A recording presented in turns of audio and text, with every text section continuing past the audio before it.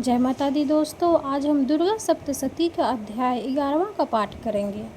अध्याय 11 में हम देवताओं द्वारा देवी की स्तुति तथा देवी द्वारा देवताओं को वरदान के बारे में जानेंगे। तो आइए पाठ शुरू करते हैं।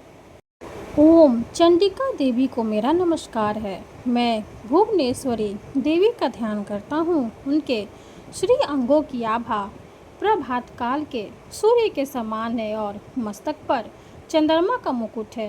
वे उभरे हुए स्तनों और 3 नेत्रों से युक्त है। उनके मुख पर मुस्कान की छटा छाई रहती है और हाथों में वरद शंख पास एवं अभय मुद्रा शोभा पाते हैं, जिसे कहते हैं देवी द्वारा वहाँ महादैत्यपति शुंभ के मारे जाने पर इंद्र आदि देवता अग्नि को आगे करके उन कात्यायनी देवी की स्तुति करने लगे।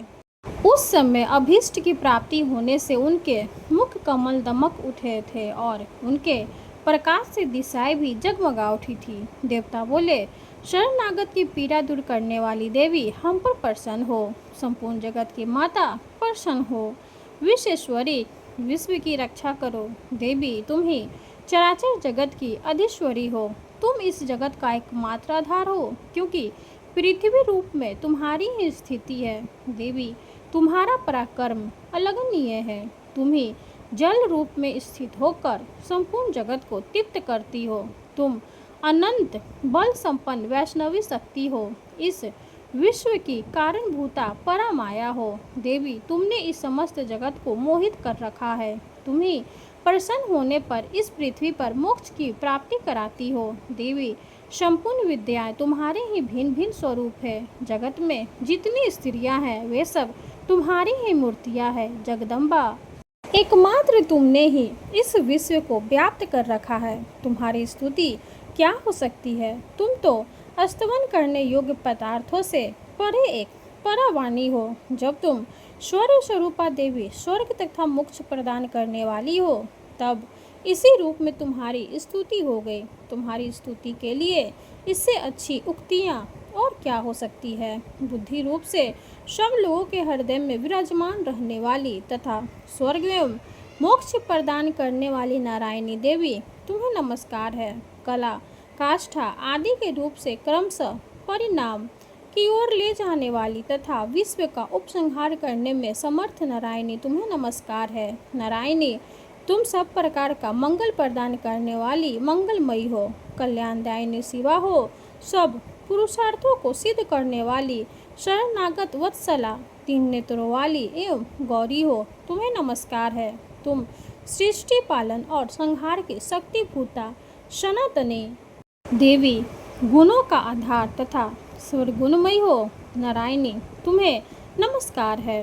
शरण में आए हुए तीनों एवं पीड़ितों की रक्षा में संलग्न रहने वाली तथा सबकी पीड़ा दूर करने वाली नारायणी देवी तुम्हें नमस्कार है। नारायणी तुम ब्राह्मणी का रूप धारण करके हंसों से जुते हुए विमान पर बैठती तथा पुष्प मिश्रित जल छिड़कती रहती हो। तुम्हें नमस्कार है। महेश्वरी रूप से त्रिशूल चंद्रमा एवं सर्प को धारण करने वाली तथा महान विषभ की पीठ पर बैठने वाली नारायणी देवी तुम्हें नमस्कार है।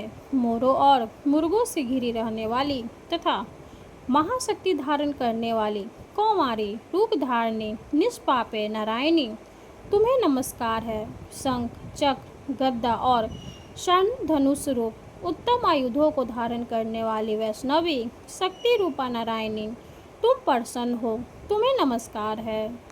हाथ में भयानक महाचक्र लिए और दाढ़ों पर धरती को उठाए वाराही रूप धारिणी कल्याणमयी नारायणी तुम्हें नमस्कार है। भयंकर निरूप से दैत्यों के वध के लिए उद्योग करने वाली तथा त्रिभुवन की रक्षा में संलग्न रहने वाली नारायणी तुम्हें नमस्कार है। मस्तक पर किरीट और हाथ में महाव्रज धारण करने वाली सहस्त्र नेत्रों के कारण उद्दीपक दिखाई देने वाली वृष्टासुर के प्राणों का अपहरण करने वाले इंद्र शक्ति रूपा नारायणी देवी तुम्हें नमस्कार है। शिवदूती रूप से दैत्यों की महती सेना का संहार करने वाली भयंकर रूप धारण तथा विकट गरजना करने वाली नारायणी तुम्हें नमस्कार है। दाढ़ों के कारण विकराल मुख वाली मुंडमाला से विभूषित मुंडमर्दिनी चामुंडा रूपा नारायणी तुम्हें नमस्कार है। लक्ष्मी, लज्जा, महाविद्या, श्रद्धा, पुष्टि, स्वधा, ध्रुवा, महारात्रि तथा महा अविद्या रूप नारायणी तुम्हें नमस्कार है। मेघा, सरस्वती, वरा, भूति, भाम्री, तामसी, नित्या तथा ईर्षा रूप नई नारायणी तुम्हें नमस्कार है। स्वर स्वरूप सर्वेश्वरी तथा सब प्रकार की शक्तियों से संपन्न दिव्य रूपा दुर्गे देवी सब भयों से हमारी रक्षा करो तुम्हें नमस्कार है। कात्यायनी, यह 3 लोचनों से विभूषित तुम्हारा सौम्य मुख सब प्रकार के भयों से हमारी रक्षा करे तुम्हें नमस्कार है। भद्रकाली, ज्वालाओं के कारण विकराल प्रतीत होने वाला अत्यंत भयंकर और समस्त असुरों का संहार करने वाला तुम्हारा त्रिशूल भय से हमें बचाए तुम्हें नमस्कार है। जो अपनी ध्वनि से संपूर्ण जगत को व्याप्त करके दैत्यों के तेज नष्ट किए देता है, वह तुम्हारा घंटा हम लोगों की पापों से उसी प्रकार रक्षा करे जैसे माता अपने पुत्रों के बुरे कर्मों से रक्षा करती है। चंडिके, तुम्हारे हाथों में सुशोभित खड्ग जो असुरों के रक्त और चर्बी से चर्चित है, हमारा मंगल करे हम तुम्हें नमस्कार करते हैं। देवी, तुम प्रसन्न होने पर सब रोगों को नष्ट कर देती हो और कुपित होने पर मनोवांछित सभी कामनाओं का नाश कर देती हो। जो लोग तुम्हारी शरण में जा चुके हैं उन पर विपत्ति तो आती ही नहीं, तुम्हारी शरण में गए हुए मनुष्य दूसरों को शरण देने वाले हो जाते हैं। देवी अंबिके, तुमने अपने स्वरूप को अनेक भागों में विभक्त करके नाना प्रकार के रूपों से जो इस समय इन धर्मद्रोही महादैत्यों का संहार किया है, वो सब दूसरी कौन कर सकती थी। विद्याओं में ज्ञान को प्रकाशित करने वाले शास्त्रों में तथा आदि वाक्यों वेदों में तुम्हारे सिवा और किसका वर्णन है तथा तुमको छोड़कर दूसरी कौन ऐसी शक्ति है जो इस विश्व को अज्ञान में घोर अंधकार से परिपूर्ण ममता रूपी गड्ढे में निरंतर भटका रही हो। जहाँ राक्षस तथा भयंकर विष वाले सर्प, जहाँ शत्रु, जहाँ लुटेरों की सेना और जहाँ दावानल हो, वहाँ तथा समुद्र के बीच में भी रहकर तुम विश्व की रक्षा करती हो। विश्वेश्वरी, तुम विश्व का पालन करती हो, विश्व रूपा हो, इसलिए संपूर्ण विश्व को धारण करती हो। तुम भगवान विश्वनाथ की भी वंदनीय हो। जो लोग भक्ति पूर्वक तुम्हारे सामने मस्तक झुकाते हैं वे संपूर्ण विश्व को आश्रय देने वाले होते हैं। देवी, प्रसन्न हो। जैसे इस समय असुरों का वध करके तुमने शीघ्र ही हमारी रक्षा की है, उसी प्रकार सदा हमें शत्रुओं के भय से बचाओ। संपूर्ण जगत का पाप नष्ट कर दो और उत्पात एवं पापों के फलस्वरूप प्राप्त होने वाले महामारी आदि बड़े बड़े उपद्रव को शीघ्र दूर करो।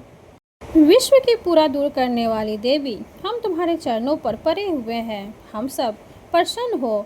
त्रिलोक निवासियों की पूजनीय परमेश्वरी, सब लोगों को वरदान दो।